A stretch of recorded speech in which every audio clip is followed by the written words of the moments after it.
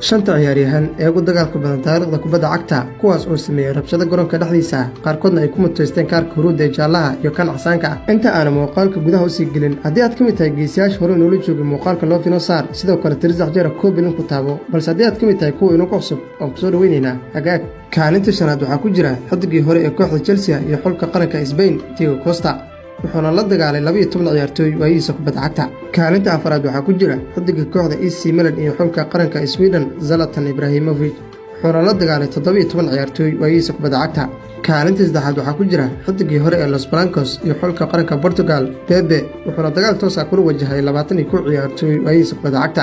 kaalinta labaad waxaa ku jira xidiga kooxda Paris Saint-Germain iyo xulka qaranka Spain Sergio Ramos wuxuuna la dagaalay 24 ciyaartooy waayihiisa kubadda cagta kaalinta koowaad waxaa ku jira xidigii hore ee Arsenal iyo xulka qaranka Faransa Patrick Vieira wuxuuna la dagaalay 31 ciyaartooy waayihiisa kubadda cagta taasoo ka dhigaysa inuu yahay xidigii ugu rabshadaha badnaa ee soo maray taariikhda kubadda cagta